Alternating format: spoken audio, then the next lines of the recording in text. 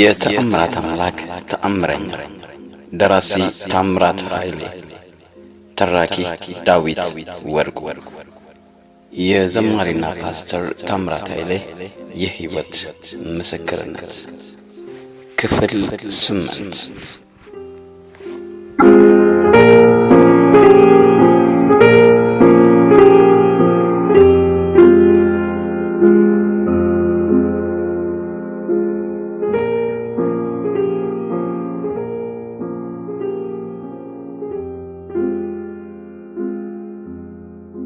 ቤተክርስቲያኒቱን በይፋ የተቀላቀልኩት በ1976 ነበር።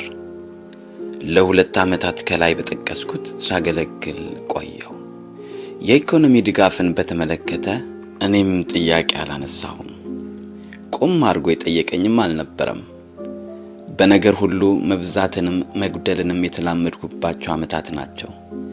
ለዝማሬ አገልግሎት የሚሄድባቸው ሌሎች አብያተ ክርስቲያናት በአዲስ አበባም ከዚያ ውጭም ከአገልግሎቱ በኋላ ከብር 10 ተነስቶ እንደ ስብሰባው ትልቅነት መጠንና እንደ ቆይታው ርዝማኔ መጠን እስከ ብር 50 እና 100 የሚደርስ ባርኮት ወይንም የፍቅር ስጦታ ያደርጉ ነበር። በዚያን ጊዜ በተለይ በአዲስ አበባ ውስጥ ከሆነ 10 ብር ትንሽ ርቀት ያራምድ ነበር። የክፍለ ሀገሮችም ቢሆን ከአውቶቡስ ጉዞ ወጪ የተረፈው ሌላ ጉዞ እስኪመጣ ደርስ ነበር። የዘመኑን ረድኤት ታስታውሱት የለ? ከዚህ ሌላ በግል ጌታ አሳስበኝ የሚሉ የአገልጋይ ደጋፊ ቅዱሳንም ያሳሰባቸውን የሚያደርጉበት ጊዜ አለ። አገልግሎት የሚሰጥባቸው ቤቶች የቃል ብቻ ሳይሆን ማዕድም ይቆርስባቸዋልና ምን ሆናለሁ የሚለው ብዙም አያሳስብም ነበር። ጌታን አገለግላለሁ ብሎ የወጣ አገልጋይ በመሰረቱ የጠራውንና ያሰማራውን ጌታ ይታመነዋል እንጂ ከማንም ጋር አይደራደርም ነበር። ለአምላኩ መንግስት ያበረከተውን ይቆጥራል እንጂ ሌላ የሚቆጥረው የለውም። ከአገልግሎት በኋላ የትራንስፖርት ብለው አንድ ነገር በእጃችን ሲያስቀምጡን እረ አያስፈልገኝም የሚያስፈልገኝ አለኝ እያልን ብንከላከልም የኮትና የሱሪ ኪሳችንን ጎትተው በግድ ይጨምራሉ። ይህ ደግሞ ለማስመሰልም ለመግደርደርም የሚሆን አልነበረም። እግዚአብሔር በኃይል ይፈራልና የዛሬው ከድሮው ለምን ተለየ ለማለት አይደለም። ሰዎች ወንጌልን አገልግለው በደና ሂዱ እሳት ሙቁ ጥገቡም ያዕቆብ 2:16 አይባሉም። ቤተክርስቲያን የወንጌል ሰራተኞች ስለ ኑሯቸው ሳይጨነቁ በሙሉ ኃይላቸው ተዘርግተው እንዲያገለግሉ ባላት ነገር አገልጋዮችን ማሳረፍ አለባት።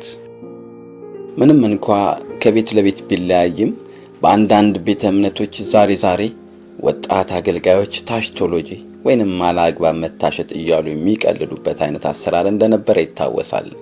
ይሄውም የወንጌል አገልግሎት ጥሪ ደርሶኝ ወጥቻለሁ አሰማሩኝ ያለውን ሁሉ ቆይታሽ ይፈተን ታማኝነቱ ይታይ የተባለ ለ10 ዓመታትና አንዳንዴም ከዚያ በላይ ቀለብ ሳይሰፈርለት ከነቤተሰቡ ምን ያህል በረሃብ አለንጋ ይገረፍ እንደነበረም አብሮት ይለናል።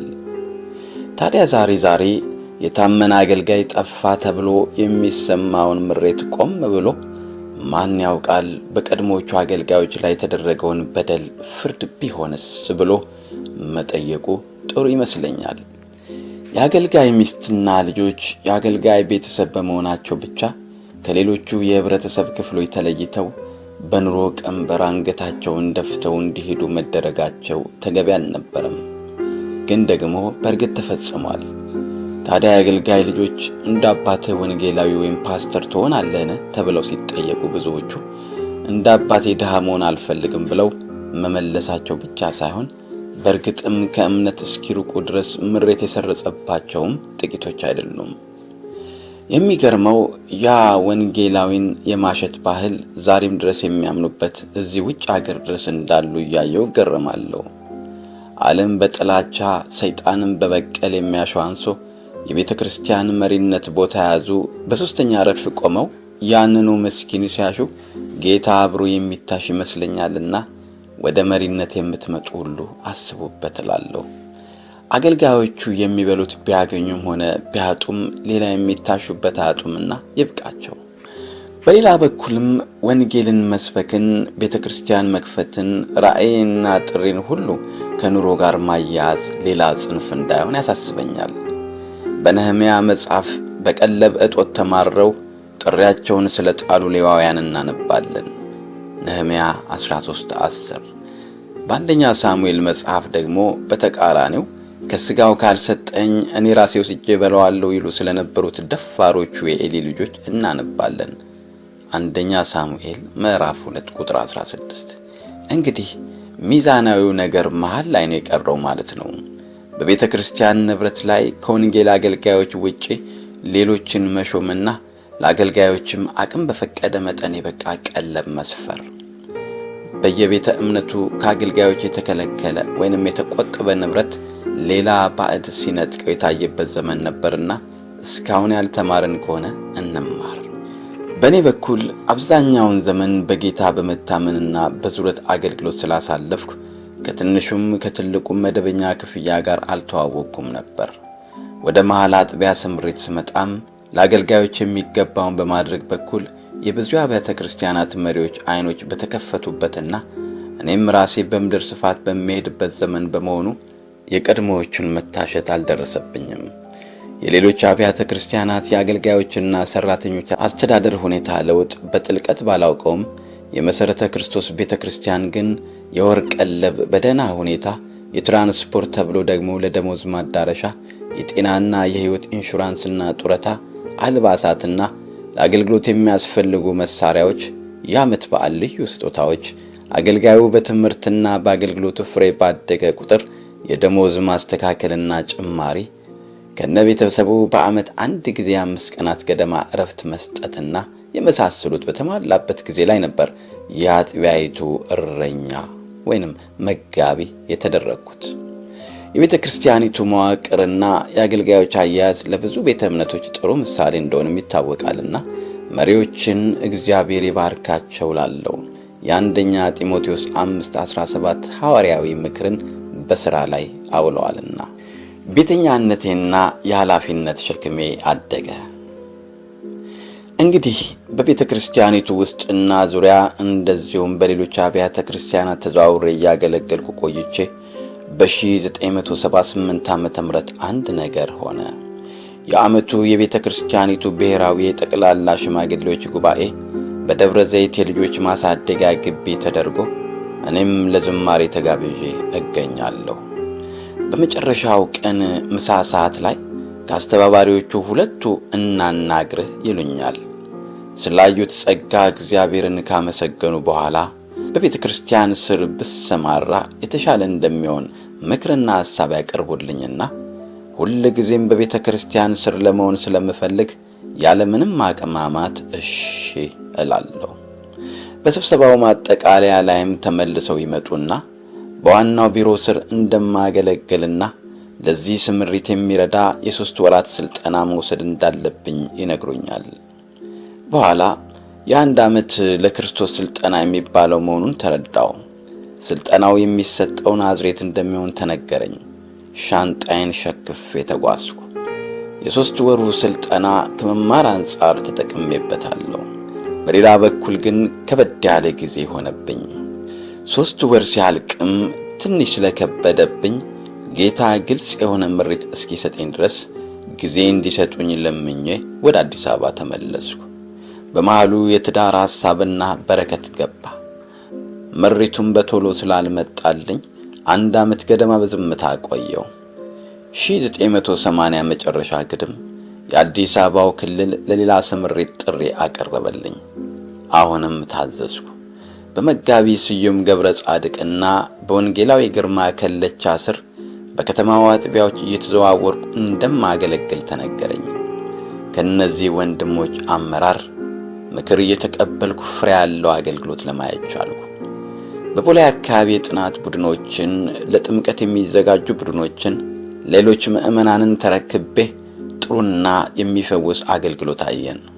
ወደ ቄራ ወይንም ከፍተኛ 20 ተዛውሬም ከአስተባባሪው ኮሚቴ ጋር እጅና ጓንት በመሆን በተለይ በቄራና ጎፋ አካባቢ ያሉትን ምዕመናን በማሰባሰብና በማያያዝ ዛሬ ቴሌ ቡልጋሪያ አጥቢያ ለተባለችው አጥቢያ መሰረትና ጥንካሬ የሚሆን ስራ ተሰራ።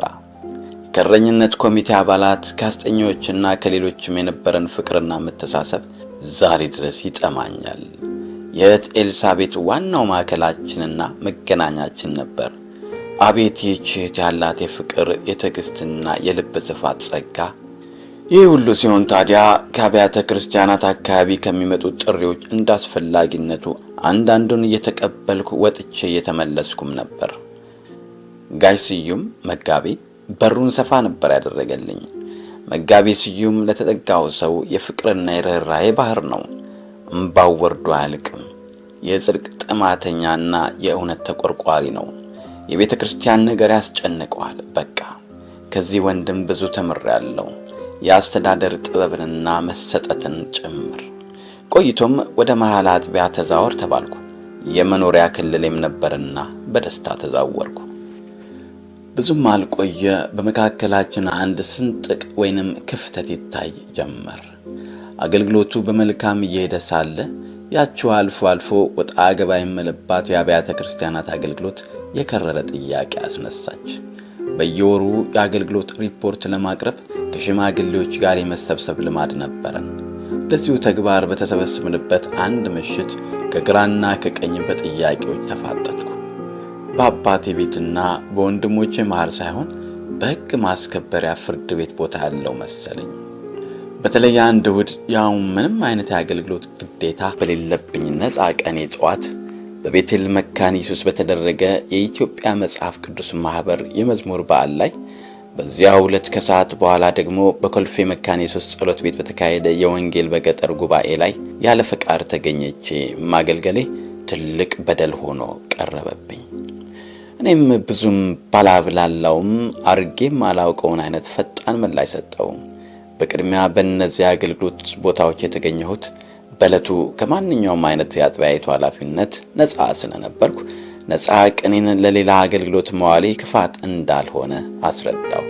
በነገራችን ላይ የየወሩን 3 ሳምንታት በየሰፈሩ ምዕመናን እንሰበሰብና የወሩ መጨረሻ ሁሉም ነፃ ሆኖ ወደ ፈለገበት ሄዶ ያመልካል፣ አሊያም በቤቱ ያሳልፋል። በዚህ ነፃ ቀን ነበር ወደ ተጠቀሱት ቦታዎች የሄድኩት።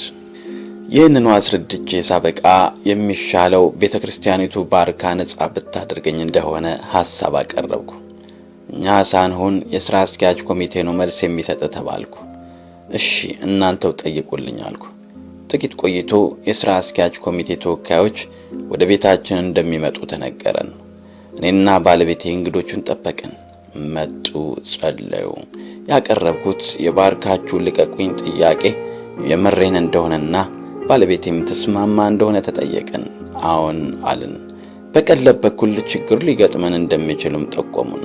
በጌታ መታመናችንን አስረዳው። ጸልየው ሄዱ። ቆይቶ የቡራኬ ጸሎት ለማድረግ እንደሚመጡ ተነገረኝ። ጋሽ ሰለሞን፣ መጋቢ ስዩም፣ ጋሽ በድሩ፣ ጋሽ ካሳ፣ ጋሽ አርአያ ስላሴና ሌላ አንድ የረሳሁት ሰው ሆነው መጡ። ጥቂት ከተጫወትን በኋላ የሥራ አስኪያጅ ኮሚቴው ጥያቄን እንደተቀበለና ከዚያ ጊዜ ጀምሮ በየቦታው ተዘዋውሬ ለማገልገል ነፃ መሆኔን አበሰሩኝ። ተንበርክከንም ጸለዩልን። ይህችው ቡራኬና ጸሎት እስከ ዛሬ ድረስ ለመቆሜ የጀርባ አጥንት ሆናኛለች።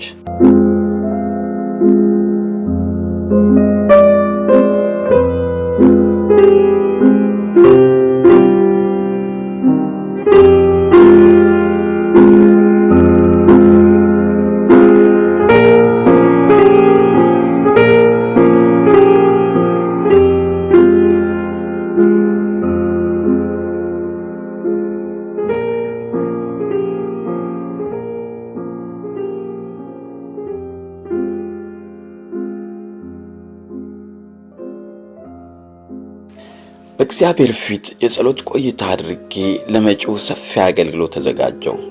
ብዙም ሳይቆይ በአገልግሎት ጥሪዎች ተጥለቀለኩ። ከጥቂት ጊዜ በኋላ አንድ ጤናማ ሐሳብ መጣልኝ። የጠቅላላ ጊዜን 50% ከቤተ ክርስቲያኔ ጋር እንዳገለግል። ይህም ምንም አይነት ቀለብ የማይሰፈርበት ሆኖ ግን ወንጌላውያንም የሆኑ አጥቢያዎች የአገልጋይ ጉድለት አለ በሚሉበት ቦታ ሁሉ ሄዶ መሸፈን በወደ አምልኮች ላይ በዝማሬም ይሁን በተፈለገው ማገልገል የክፍለ ሀገራት አጥቢያዎች ለአገልግሎት ከፈለጉኝ በዋናው ቢሮ በኩል ጥያቄያቸውን እንዲያስተላልፉ የዋናው ቢሮ የእረኝነት ክፍል በክፍላት ሀገር ጉብኝት ሲያደርግ እንደ አስፈላጊነቱ ተጨማሪ ሰው ሆኜ ልረዳ እንደምችል አሰብኩ።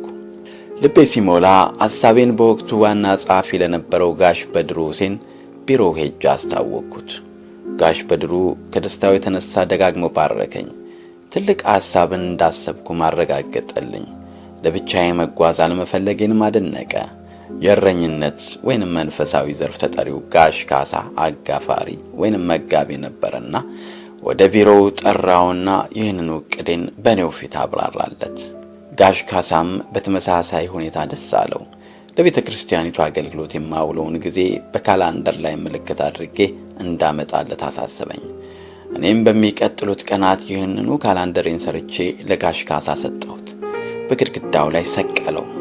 በዚሁ መሰረት ከቤተ ክርስቲያኔ ጋር ተያይዤ ከቀድሞ በበለጠ ፍቅርና መተሳሰብ ማገልገሌን ቀጠልኩ። ፕሮግራሞችን የማቀናጀው ግን እኔው ራሴ ነኝ። ከቀለብ ክፍያ ነፃ የሆነ ማለት ነው። በትክክል ከእግዚአብሔር ዘንድ የመጣልኝ ብርሃን ነበረ። በአገር ውስጥና ከአገር ውጭ ያሉት ቤተ ክርስቲያናት እንደሚፈልጉና እንደ ጌታ ምሪት መውጣትና መግባት ቻልኩ። አባልነቴና ማዕከሌ ግን አሁንም መሃል አዲስ አበባ አጥቢያ ነበረ። በ1987 ዓመተ ምህረት ከአውሮፓ አገልግሎት ተመልሼ የመጀመሪያው እሁድ በመሃል አጥቢያ ወይንም በዛሬ አድራሻው ለአምልኮ በተገኘሁበት የሽማግሌ ምርጫ ጥቆማ ሲደረግ ባልጠበቅኩት ሁኔታ ስሜ ከጥቆማው ውስጥ ገባ። በምርጫ ሂደት መሰረት በሳምንቱ ቀናት ውስጥ ለምርጫ ቀርብ እንደሆነ ፈቃደኝነቴን መጠየቅ ነበረብኝና ከክልሉ ቢሮ በስልክ ተጠራው።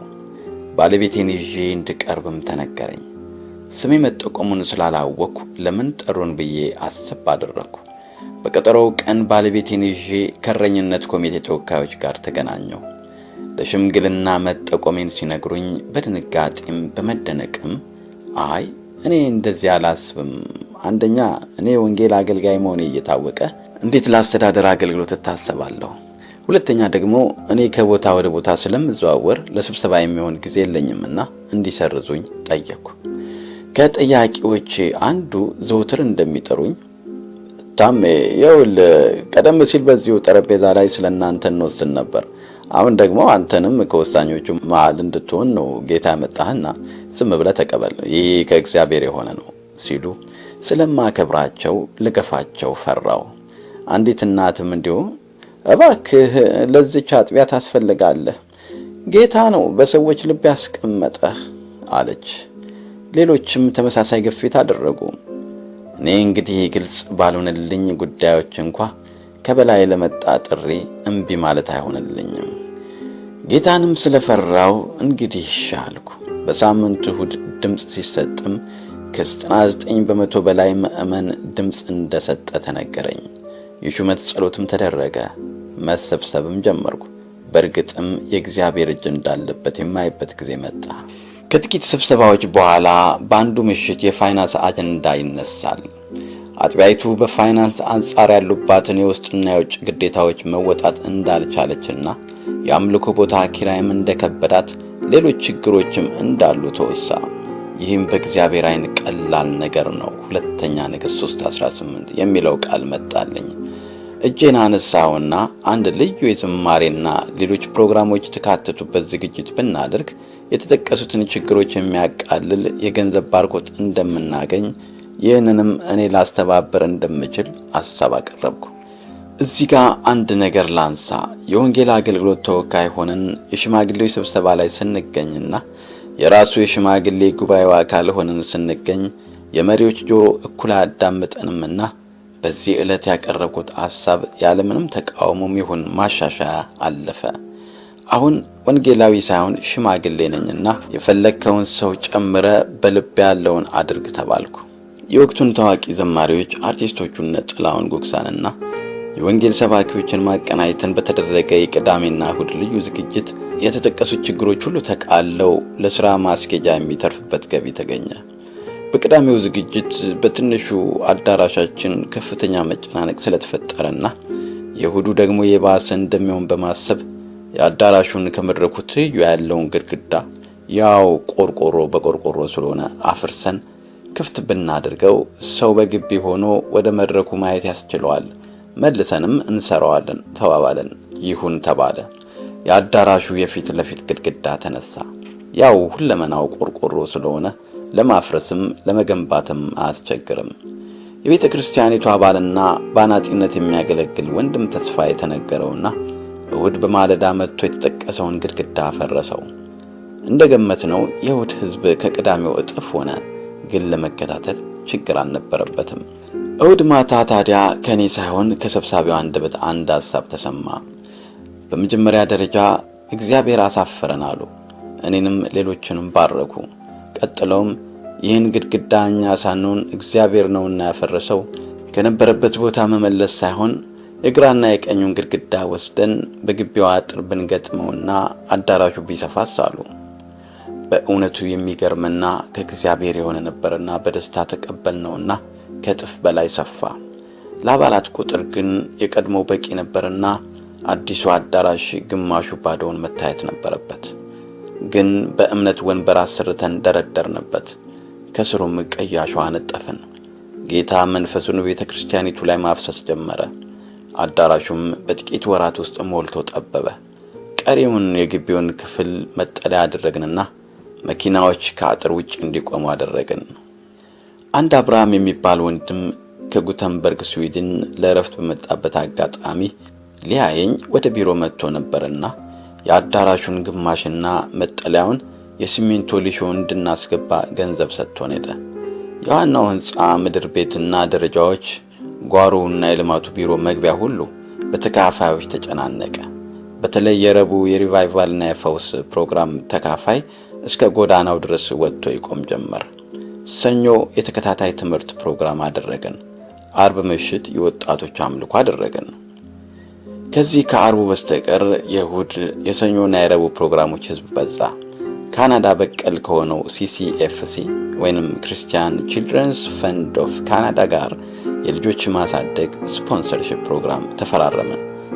ስራውን የሚያያይዝ የሚከታተል የልማት ኮሚቴ ማቋቋመን። አባላቱም ወንድም ከበደ ታደሰ፣ ወንድም ሀብታሙ ከለቻ፣ ወንድም ታዬ ዲበኩሉ፣ ወንድም ብርሃኑ ይፍሩ፣ ጋሽ ንጉሴ ዘውዴና ጋሽ ወልደ ማርያም ሀብተወልድ፣ እኔ ደግሞ በአማካሪነት እንድገኝ ተደርጎ ተደራጀ። ይህንን የልማት አገልግሎት በትክክል የሚይዝልን ባለሙያ ጉዳይ ሲነሳ ከጋሽ ወልደ ማርያም ሀብተወልድ ሌላ ልብ ያላስባለ።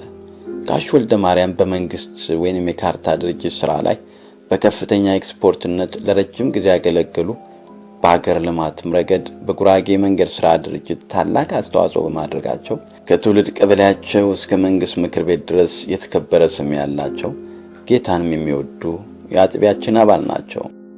ሽማግሌዎችን ካማከርኩ በኋላ ጋሽ ወልደ ማርያምን በፍርሃት አናገርኳቸው። ጋሽ ወልደ ማርያም በጡረታ ላይ ቢሆኑም የጥቂት ሰዓታት ስራ ቢያገኙ እንደማይጠሉ፣ በቤተ ክርስቲያን ግን ፈጽሞ እንደማያደርጉት አስታወቁኝ። የአዲስ አበባ ማዘጋጃ ቤት መጠነኛ ስራ ሊሰጣቸው እንዳሰበም ጨምረው ነገሩኝ። ጋሽ ወልደ ማርያም እውነት ነበራቸው። እኔም በኋላ የሽማግሌ ተወካዮችም ተጨምረን ወተወት ናቸው። እግዚአብሔርን በመፍራት ጥሪውን ተቀብለው ልማቱን እያካሄዱ እያለ ያው የፈሩት ልዩ ልዩ ጉዳት ሊደርስባቸው ጀመር።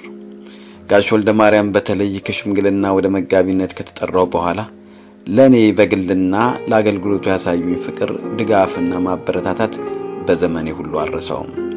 ምሳ ሰዓቴን አስታውሼ ወጥቼ መብላት፣ ሲመሽ ቢሮ ዘግቼ መውጣትን ስለማላስበውም ስለምረሳውም እባክህ ልጄ ጉዳት ያገኘሃል፣ ውጣና አርፈ ተመለስ እያሉ ይቀሰቅሱኛል። በልማት ቢሮአችን በኩል ግን ጋሽ ወልደ ማርያም ፈጽሞ እፎ ያልነባቸው፣ ከሳቸው ዕውቀትና የሥራ ልምድ አንጻር ትንሽ ፕሮጀክት በመሆኑ እንደፈለጉ ያዙታል። እንዲረዷቸው የተቀጠሩት ሰራተኞች እንደ አባት ነው የሚያዩአቸው። ደግሞም ራሳቸውን ዝቅ አድርገው ነው የሚመላለሱት። ባህሪያቸው ለድቁና የተመቸ በመሆኑም ከዲያቆናት ጋር ቀላቀል ናቸው። ለሽምግልና የሚያስበኝ ሰው ብሰማ ዋ ስለሚሉ ግን ፈራዋቸው። ማዘዝ ፈጽሞ አይወዱምና የልማት ፕሮግራማችን ሌሎች መሰል ድርጅቶች በአካባቢው ከሚያደርጉት እንቅስቃሴ መሃል ነጥሮ ወጣ። ሌሎች የልማት ተቋማት ለ4 እና 6 ደጃፍ የህዝብ መጸዳጃ ቤት ግንባታ ከሚያውሉት ገንዘብ በግማሹ ከ12 ደጃፍ በላይ በአሰራሩ በጥራትና ጥንካሬ የተሻለ መጸዳጃ ሰርተን ማስረከብ ጀመርን። ፕሮግራሙ ሲጀመር በረሃብን ሞታለን እንጂ ልጆቻችንን ለጴንጤ እርዳታ እንልክ የሚሉ የነበሩት የህብረተሰቡ አባላት በልመና የማያገኙት እየሆነባቸው መጣ። የወደቁ ኩሽናዎች፣ የህዝብ መጸዳጃ ቤቶች፣ የውስጥ ለውስጥ መንገዶች ይገነቡ ጀመር። የኢትዮጵያ ቴሌቪዥንና ሬዲዮ ዜናዎቻችንን ለአየር እስኪያበቁ ድረስ ተግባራችንን ጌታ ባረከው። በፕሮግራሙ የታቀፉ የድሆች ልጆችም ለብሰው አምረው የትምህርት መሳሪያ ተሟልቶላቸው አልሚ ምግብ፣ ሕክምናና የትምህርት ቤት ክፍያ ተከፍሎላቸው በደስታ ይማሩ ጀመር። አልፎ አልፎ በቤተ ክርስቲያን ተሰብስበው በዓላትን ያከብራሉ። የወንጌል ቃል ይነገራቸዋል። በደጃፉ አናልፍ የሚሉ የነበሩ የህብረተሰቡ አባላትም ወደ ጸሎት ቤታችን ይገቡና አንዳንዶቹም ለዘላለማዊ ደህንነት ይበቁ ጀመር። በአምልኮ ፕሮግራማችን ከውጭ ድንጋይ በመወርወር ውስጥ ገብተው በመረበሽና ምዕመናንን ከአምልኮ በኋላ ወደ ቤታቸው ሲመለሱ በመንገድ ይዘው በመደብደብ ቦርሳ በመቀማት ያስጨንቁን የነበሩትን የአካባቢ ቦዘኔ ወጣቶችን ከኛም ከፖሊስም ቀድሞ ህብረተሰቡ ስርዓት ያስይዙልን ጀመር። ከፊት ለፊታችን የሚገኘው የስንቅና ትጥቅ ማደራጃ የፖሊስ ቢሮም አይዟችሁ ነበር ያለን። የወረዳ 4 ፖሊስ ጣቢያም በመሃል አጥቢያ ላይ ጉዳት አደረሱ የሚባሉትን ሰዎች ከበድ ያለ ቅጣት ይሰጥ ነበር። ዋናው እርዳታ የመጣልን ከነገስታት ንጉስ ከእግዚአብሔር ቢሆንም ደግሞ ጋሽ ወልደ ማርያምና አብረዋቸው የሚሰሩ የልማት ቢሮ ሰራተኞቻችን እነ ትዕግስት አዲሴ ለመጣልን የሰላም ዘመን እንደ ዋና ምክንያት ነበሩ። እንደ እውነቱ ከሆነ ከራሴ ቢሮ ይልቅ ወደ ልማት ቢሮ ጎራ ስል የሆነ ክብደት ይነሳልኝና ተጽናንቼ እወጣለሁ። እንደኔ ቢሮ የተዝረከረከ ሳይሆን ትንሹ ቢሮአቸው ጠባብ ግን በስርዓት የተደራጀች ሻይና የሚቀመስም የማይጠፋበት ነበረች። እኔ ቢሮ ማሳመር አይሆንልኝም። የጻፍኳቸውን ወረቀቶች ሁሉ መጣል ስለሚያሳዝነኝ ጠረጴዛ ይጨናነቃል። በኋላ አንድ ጥቁር መደርደሪያ ተሰራልኝና ትንሽ ከጠረጴዛዬ ላይ ወረቀቶችን ለመቀነስ ቻልኩ። መቀመጫው ወንበሩና ጠረጴዛውም ከገበያ ግዙልኝ ማለት ያው ጠባዬ ሆኖ ይሉኝታ ይዞኝ ተስፋ ድርጅት ፊት ለፊት ዕቃ የሚሰሩ የሰፈራ ናጤዎች ዘንድ ነበር ያሰራሁት። በኋላም ቆዳ መሰል ላስቲክ ገዝቼ ከወንድም ደጉ ጋር በኋላ ሽማግሌው ሰብሳቢ እየሳብንና በስቴፕለር እየመታን አለበስ ነው። የእንግዳ መቀመጫና በሽማግሌ ስብሰባ ጊዜ የምንቀመጥባቸው ወንበሮችም ኋላ ቀርና የማይመቹ ነበሩ። ቤቱ ብዙ ህዝብ ስለሚያስተናግድ አቧራ አይለየውም። ለመንፈሳዊ ፕሮግራሞቻችን እድገት ግን ከማናቸውም ይልቅ ጌታ የተጠቀመባት ወንጌላዊት አብነት ከበደን ነበር። አብነት በከተማ ውስጥ ጌታ ይጠቀምበታል የሚባል አገልጋይ ሁሉ በእጇ ነው። ከአሜሪካና ከየትም ዓለም ለረፍት የመጣ አገልጋይ ካለ መረቧ ከማንም ቀድሞ ያጠምደዋል። የትም ሳይሄድ በፊት በእኛ ጸሎት ቤት መድረክ ላይ እንዲገኝ ታደርገዋለች። የአገልጋይ አመራረጧም ሁልጊዜ ትክክል ነው። አብነት የውስጥ አገልጋዮችን በትክክል አልደለደልንሽም በማለት ስንወቅሳት እንደነበርም አስታውሳለሁ። ወቀሳው ሲበዛባት ታለቅሳለች። አብነት ወደዚች አጥቢያ ከመምጣቷ በፊት በአምቦ አካባቢ ወንጌል ሰብካ በምስክርነቷ ያመኑትን ማደራጅታ ቤተ ክርስቲያን እንዲተከል ምክንያት የሆነች አገልጋይ ነበረች። ማንም ይሁን ማን በአንድ እጅ ውስጥ ሲገባ ገድሉ ይጣጣልና ዋጋዋ በትክክል ያልታየላት እህት ነበረች። ከሐዘኗ የተነሳ መገልገያዋን ስታስብ በጀርመን የሚኖሩ ወንድሟ ቪዛ አመቻችቶ ወሰዳት።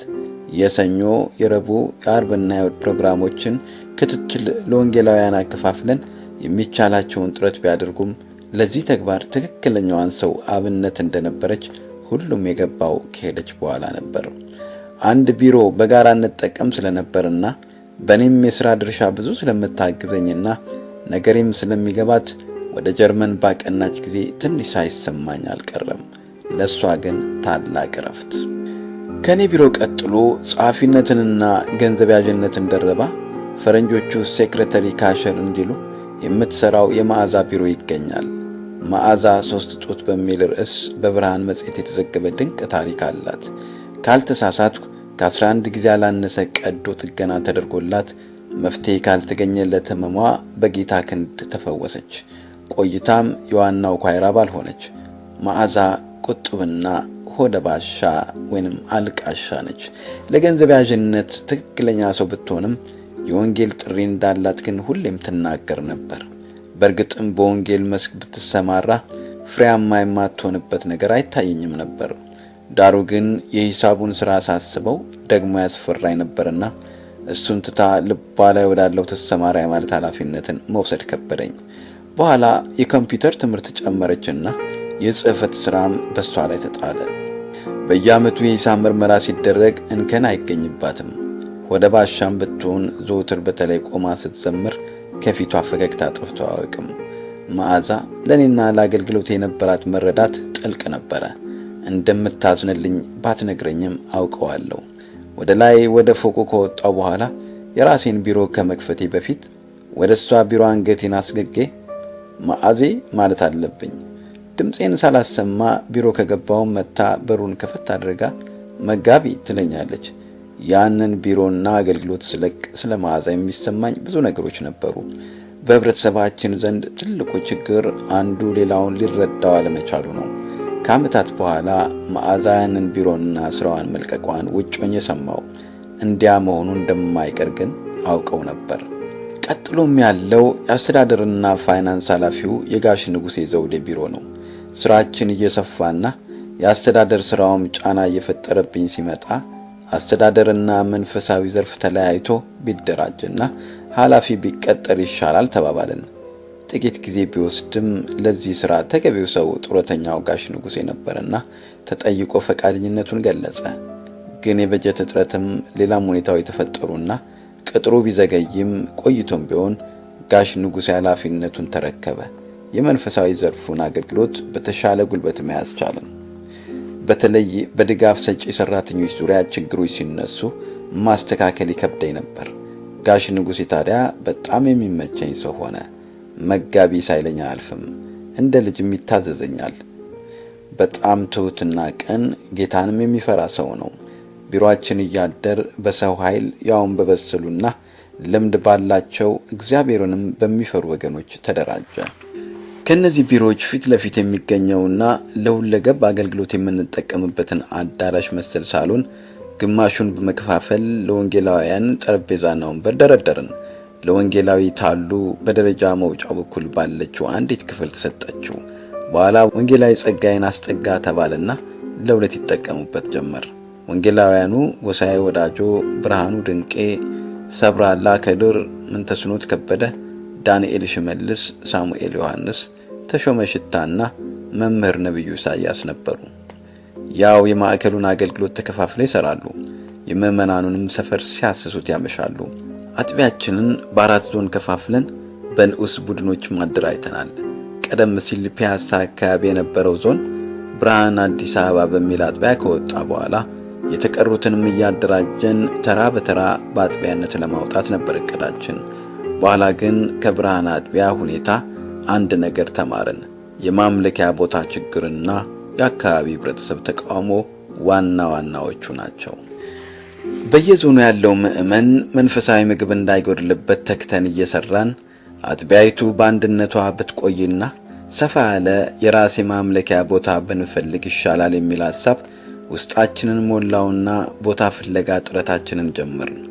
በወቅቱ አሁንም ድረስ የሚመለክበት ቦታና ቤትም አንዱ አማራጭ ሆነ እንደሆነ አለን።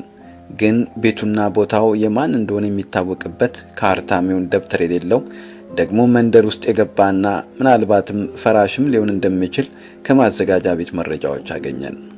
ለማንኛውም ቢሸጥ ስንት ይባል ይሆን ተብሎ አከራይዋ ሴት ስትጠየቅ ወደ 3 ሚሊዮን ብር ገደማ ጠየቀች። ይሄ ባለቤቱ ማን እንደሆነ የማይታወቅና ለመቆየቱ ዋስትና የሌለው ቤት እንዴት በዚህ ዋጋ ይጠራል? አንና ትተነው ሌላ መፈለግ ቀጠልን።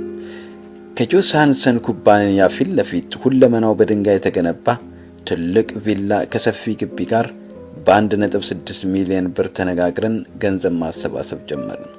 አንዳንድ መሪዎች ከምድር ተነስቶ 1.6 ሚሊዮን ብር ከየት ነው የሚመጣው የሚል ሐሳብ ቢሰነዝሩም በእኔ በኩል አንድ ጠቅለል ያለ ሐሳብ ውስጥ የተቀመጠ 1.6 ሚሊዮን በ16 ወራት በወር 100,000 ማለት ነው ልንሰበስብ እንችላለን የሚል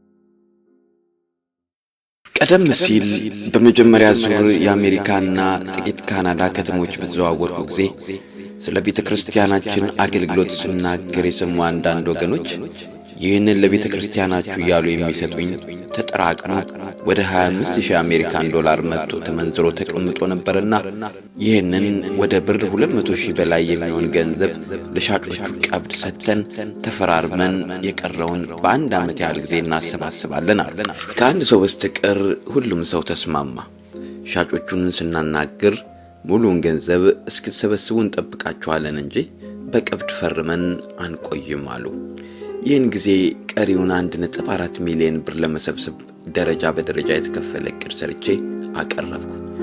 የመጀመሪያው የአጥቢያይቱን አባላት በልዩ ዝግጅት ቀስቅሶ ገንዘብ ማሰባሰብ፣ ሁለተኛም ሌሎች አብያተ ክርስቲያናትንና በጎ አድራጊ ግለሰቦችንና ድርጅቶችን በሆቴል ራት በመጋበዝ መዋጮ መጠየቅ፣ ሶስተኛው ደረጃ 9ኛውን የመዝሙር ካሴት አሳትመን ለዚህ ፕሮጀክት መዋል፣ የመጨረሻው ደረጃ ደግሞ ቤተክርስቲያኒቱ የአየር ትኬት ችላኝ ወደ አውሮፓ፣ አሜሪካና ካናዳ ጉዞ አድርጌ ቀደም ሲል በአገልግሎት ያለፍኩባቸውን አብያተ ክርስቲያናት ደግሜ በመዞር እርዳታ መጠየቅ የሚሉ ነበሩ። የመጀመሪያው ደረጃ የአጥቢያይቱ ምዕመናን የገንዘብ አሰባሰብ ፕሮግራም ታሪክ ባሰብኩት ቁጥር እስከ ዛሬ ድረስ እንባ ይተናነቀኛል። ከምዕመናኑ አብዛኛዎቹ በአነስተኛ የጉሊት ንግድ የሚተዳደሩ ሆነው ሳለ የእግራቸውን ፕላስቲክ ጫማ፣ የራስ ሻሻቸውን፣ እስክሪብቶና መጽሐፍ ቅዱሳቸውን እያመጡ የሚጥሉ ነበሩ። አንድ አዲስ አማኝም እዚያው ልብሴን በሙሉ አውልቄ እሰጣለሁ ብሎ ሲያስቸግር ድረስ የልግስና መንፈስ ፈሰሰ። ከዚሁ ምስኪን ሕዝብ ወደ ግማሽ ሚሊዮን የተጠጋ ገንዘብና ልዩ ልዩ ቁሳቁሶች የተሰበሰቡ። ሁለተኛው ደረጃ በራስ ሆቴል ያደረግነው ግብዣ ሲሆን በዚያም መጠኑን አላስታውስም ገንዘብ ተሰበሰበ። ሶስተኛው ደረጃ 9ኛውን አልበም መዝሙር ማስቀረጽ ነበርና ይህም በመልካም ተከናወነ።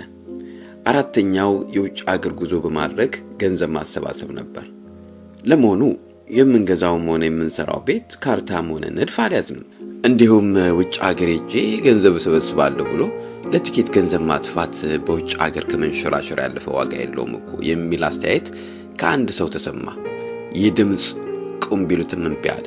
እስቲ በጥሞና እናዳምጠው ብለም አንተ ዝም ብለህ በራእይ ቀጥል ተብሎ ቲኬት ተገዛልኝና በጸሎት ጭምር ወደ ምዕራቡ ዓለም ተሸኘው። ከጀርመን አገር ጀምሬ በሆላንድ አድርጌ ቤልጂየም በገባሁበት ምሽት የኒውዮርክ ከተማ የአልቃይዳ ጥቃት ዓለምን ከዳር እስከ ዳር ናጠው። አሜሪካ የተባለው ሀገር የሰመጠ መሰለኝ። በዕለቱ ሁኔታውን በቴሌቪዥን የተከታተልነው በብራስልስ ከተማ በአንዲት እህት ቤት ሆነን ነበር። ከዚያ ድንጋጤ ወጥተን በቅድ የተያዘውንና ማስታወቂያ የተነገረለትን ፕሮግራም መጀመር አቃተን። የዕለቱን እቅድ ሰርዘን እዚያው በጸሎት አመሸን። ጸሎቱ ግን ክብደት የበዛበት ነበር። እህልም ቀርቦ ከተመሰገነ በኋላ እጁን ዘርግቶ አንስቶ የሚጎርስ ሰው ጠፋ። ሰይጣን ታዲያ የውልህ ያ የተቃውሞ ድምጽ ትክክለኛ ድምጽ ነበር። ለመጓጓዣ የወጣውን ገንዘብ እንኳን ሳትመልስ ባዶ እጅን ልትመለስ ነው በሚል ድምጽ መጣብኝ። ለማንኛውም አደርን። በማግስቱና 2 ቀናት ፕሮግራም አደረገን። ከጀርመን ጀምሮ መጠነኛ ገንዘብ የሚሰበሰብ ነበርና ለአውሮፕላን ቲኬት የጠፋው ገንዘብ እንኳ በ3 ወይም በ4 እጥፍ ይመለሳል። ግን ፕሮጀክቱ መደናቀፉ ነው ብዬ አሳብ ገባኝ። ከ2 ሳምንት በኋላ አይቀሬው ጉዞ ወደ ተሸበረችው አሜሪካ ሆነ። ሲያትል ፓስተር ብርሃኑ ፈለቀ ቤት ነበር ያረፍኩት። በካናዳና በአሜሪካ የሚገኙ አብያተ ክርስቲያናት አብዛኛዎቹን ስለ ጉዳዩ ነግሮ ፕሮግራም ሊያስይዝልኝ ጥረት ያደረገው ፓስተር ብርሃኑ ቄሱም ዝም መጽሐፉም ዝም ሆኖበት አዝኖ ኖሮ በጠየመ ፊት ነበር የተቀበለኝ። የጉዞዬን ዓላማ ለማስረዳት በደወለባቸው ከየትኛውም ስፍራዎች በጎ ምላሽ እንዳላገኘም በሐዘን ጭምር ነገረኝ። በመቀጠልም አየህ፣ አሜሪካን ሀገር ለመጀመሪያ ጊዜ መምጣትና ሁለተኛ መምጣት የተለያዩ ነገሮች ናቸው። ደግሞም ለአገልግሎት በመምጣትና ገንዘብ ለመጠየቅ በመምጣት መካከል ልዩነት አለ አለኝ። ታዲያ ምን ይሻላል? እንግዲህ ያነጋገርኳቸውና የሌሎቹም ፓስተሮች ስም ዝርዝር ከነስልክ ቁጥሮቻቸውን ነው። በተራ ደውለ ሞክራቸው ብሎ ዝርዝራቸውን በወረቀት አስፍሮ ሰጠኝ። ድንጋጤና ሐዘን ያጨፈገገውን ልቤን ለጌታ ለማሳየት በጌታ ፊት ወደቅኩ። ምንም አይነት ምሪት ሳላገኝ እሁድ ደረሰ። አብዲ የሚባል ቀድሞ የመሃል አጥቢያ አባል የነበረ ወንድም እስቲ ማረፊያን ለውጥ ብሎ ሻንጣዬን ይዞ ወደ አፓርትማ ወሰደኝ። ሰብለ የምትባል እህት ከዚያው አፓርትማ ጎረቤት ትኖር ስለነበር በመስተንግዶ በኩል ምንም አልጎደለብኝም። እሁድ ወደ ቤቴል ቤተክርስቲያን መድረክ በተዳከመ ስሜት መጣሁ። ፓስተር ብርሃኑ የመጣሁበትን ጉዳይ ለጉባኤው ሲነገር እኔም በአምባይ ላይ ነበር። ቀድሞም ቢሆን አልፎ አልፎ እምባዬ ሳላስበው ገበናዬን ይነቅርብኛል። መስባኩ ላይ ቆሜ 2 መዝሙሮች ዘመርኩ። ቀጥሎም ወደ ቃሉ እንሄድ አልኩ። ለማንኛውም ግን ለመግቢያ ብዬ ፓስተር ብርሃኑ የጀመረውን የጉዞዬን ዓላማ ሲደግመው ድምጼ ቁርጥ ማለቱን ሲመለከቱ የምእመናኑ እንባ ከኔ ቀድሞ መፍሰስ ጀመረ። ህሊና ላለው ሰው አሜሪካን ሀገር ያለ ምንም ነገር ስራ፣ ትምህርት፣ አገልግሎት፣ ዘመድ ከሳምንት በላይ መቆየት በራሱ አእምሮን ገዳይ አባዜ ነው። እኔ ደግሞ የሚከታተለኝ ያ ድምጽ እየተከታተለ እንዲህ ላይ ነበር፣ ይሄው አይሆንልም እየተባልክ ቤተክርስቲያንን የአየር ትኬት ውጪ አስወጥተህ ባሎችን ስትመለስ እኛ ኮድሮም ብለን ነበር። ልቆጣጠረው ያልቻልኩት የእንባ ዘለላ ከፊቴ ላይ ከመታየቱ አንድ ወንድም ከጉባኤው መካከል ብድግ ብሎ አይዞ ወንድሜ ብሎ ተመልሶ ተቀመጠ። እኔም እግዚአብሔር አይዞ ይበላ አልኩት። እንደምንም ብዬ ራሴን ተቆጥቼ ገራውትና ቃሉን አካፈልኩ። ጉባኤው በፓስተሩ ቡራኬ እንደተደመደመ ምእመኑ እንደ ሰራዊት ተሞ ከበበኝ።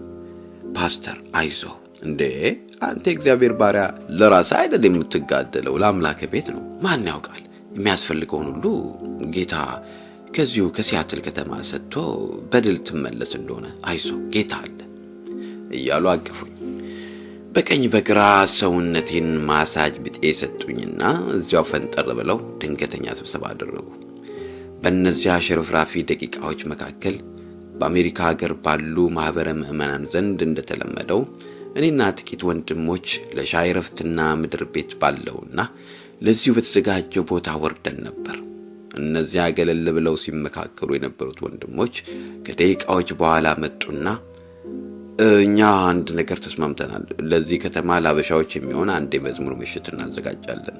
ካንተ የሚፈልገው ዝማሬዎችን ይዘህ መውጣት ብቻ ነው። የቀረውን ሁሉ እኛ እንሰራለን። አይዞ ጌታ ታምራት ይሰራል። ቀኑን እናሳውቃለን። ኢየሱስ ጌታ ነው። እግዚአብሔርንና እነሱን አመስግኜ ሳልጨርስ ምሳኔ ጋር ራትኔ ጋር ማለት ጀመሩ። ወርቄና አለምሸዋ የሚባሉ ወንድምና እህት ራት የመጋበዙን ፉክክር ከማሸነፋቸውም በላይ አዳሩ እኛ ጋር ነው በማለት አብዲን አስገድደው ሻንጣዬን አስመጡ። ማታ ገብቼ ሶፋው ላይ ገና ከመቀመጤ ወንድምየው ሙቅ ውሃ ከፎጣ ጋር ይዞ እግሬ ስር በርከክ በማለት ጫማዬን መፍታት ያዘ። ልከለክለው ኃይል አነሰኝ። እግሬን በሙቅ ውሃ ማሸት ጀመረ። እህትየውም በጓዳ የባህል ምግቦችን እያዘጋጀች ነበር። ነፍሴ ሳላውቅ በከበረው ሰረገላ አስቀመጠችኝ። መኃልየ 6:12 ሆነ ነገሩ። ለቅሶ ማታ ጠዋት ግን ደስታ ይሆናል መዝሙር 35 እንደተባለው ተመሳሳይ ታሪክ በ24 ሰዓታት ውስጥ ሁሉ ነገር ተለዋወጠ።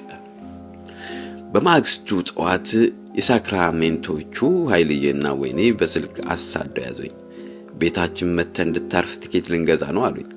ሰማይ የመከፈቱ ተጨማሪ ምልክት ነበረ።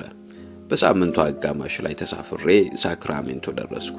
ኃይልዬና ወይኔ አልጋቸውን ለኔ አንጥፈው ለቀውልኝ ልጆቻቸው መኝታ ክፍል እንደሚዛወሩ አስታወቁኝ። የባልና ሚስት አልጋ ላይ መተኛት ሕሊና ያልፈቀደውም ነበር። ግብዣቸውን እምቢ ካልኩ አማራጩ ሶፋ ላይ መተኛት ነው። ያን ማድረግ ደግሞ ቢሞቱ አይፈቅዱም። ሳልወድ አልጋቸውን ወርሼ ወደ ልጆቻቸው አልጋ ሰደድኳቸው። ቁርስ ምሳ ቢሉኝ እነኝህን ቀናት በቃ በጌታ ፊት ለዋልባቸው ማታ ማታ አብረን እንበላለን አልኳቸውና አቤት በተለቀቀ አየርና በተከፈተ ሰማይ ስር መሆን እንዴት ይመቻል መሰላችሁ። እዚህም የምሳና አራት ወረፋ ያዙ ወገኖች ነበሩና ወይኔ ግብዣው ለሚቀጥለው ሳምንት እንዲቆይ ለሁሉም አስታወቀች።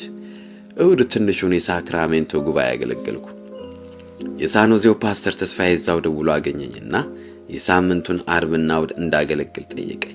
የመስዋዕቱ በግ የመለቀቁ ሌላ ምልክት።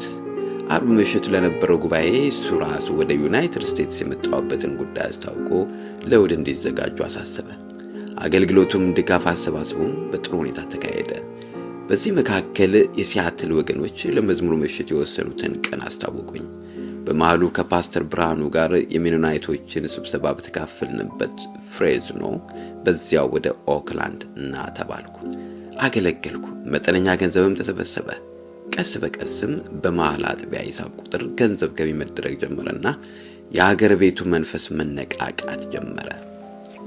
የሲያትሉ የዝማሬ ምሽት ቀኑ ደረሰና በድምሩ ወደ $20,000 ያስገኘ ተአምረኛ ክንውን ሆነ።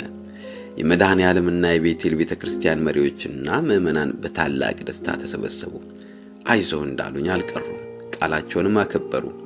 አብረውኝ ዘመሩ፣ በበረከትም ዘሩ። ይህንን የድል መንፈስ ይዤ ቀጣዩ ጉዞ ወደ ካናዳ ነበር። በሲያትል ከተማ ቅዱሳን ባርኮት እግሮችን ያቀናሁት በመጀመሪያው እዚያው በቅርብ ርቀት ወደሚገኘው ቫንኮቨር BC ነበር።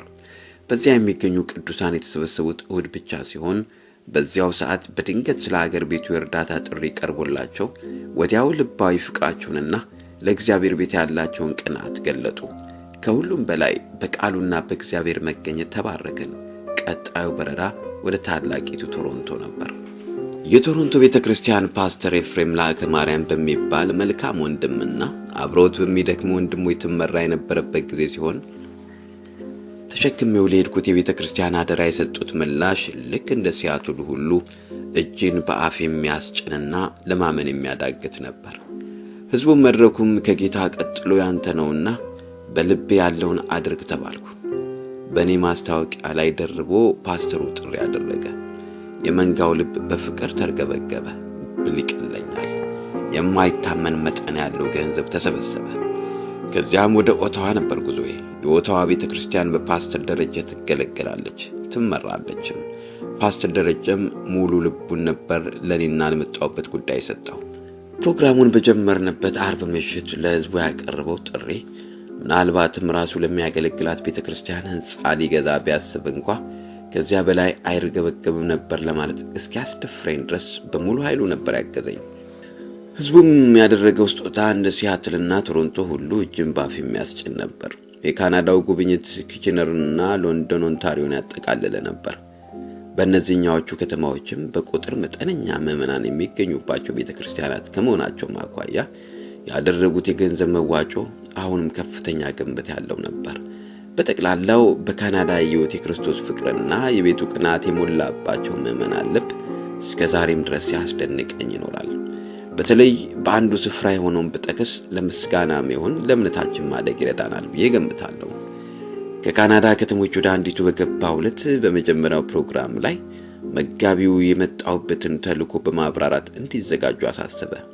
ቀጥሎም አገልግሎቴን ሲጀምር መጋቢው በተናገረው ላይ የበኩሌን አክየበት ወደ ቀሪው አገልግሎት አለፍኩ።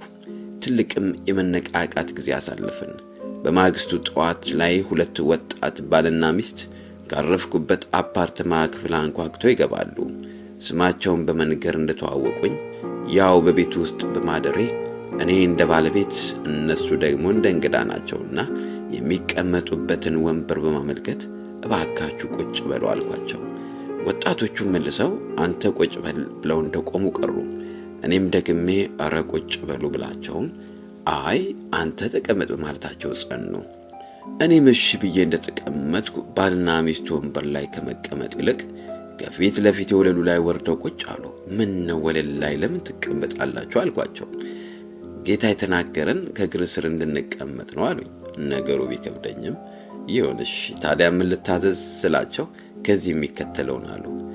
እኛ ወደዚህ ሀገር ካናዳ የመጣ ነው በቅርቡ ሲሆን የመጣ ነው እንዲህ ከሚባል ሀገር ከኢትዮጵያ አይደለም።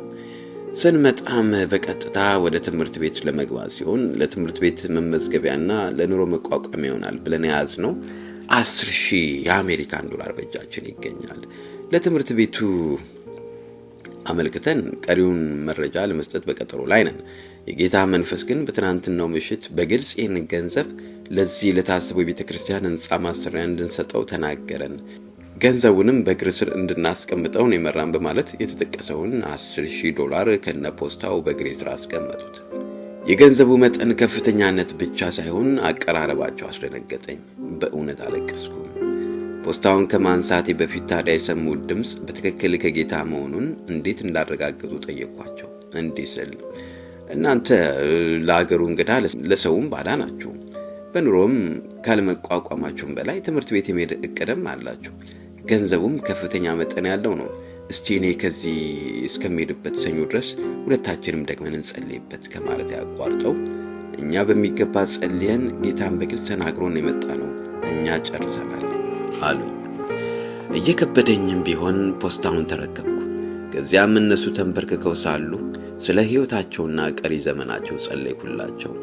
ገንዘቡም በብዙ ጥፍ እንዲመለስ አጥብቄ ጌታን ለመንኩት።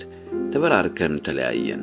ከዚያ ከተማ ከወጣውና ካናዳን አዳርሼ ወደ አሜሪካን ከተሻገርኩም በኋላ ገንዘቡን ወደ ኢትዮጵያ ከመላኪ በፊት አንዳች ሐሳብ ለውጥ ያደረኩ እንደሆነ እየደወልኩ በጠየቅኳቸው ቁጥር እነሱ የሚሉኝ እኛ እኮ ከጌታ ጋር ጨርሰነዋል ነበር የማይለወጥ ቃላቸው።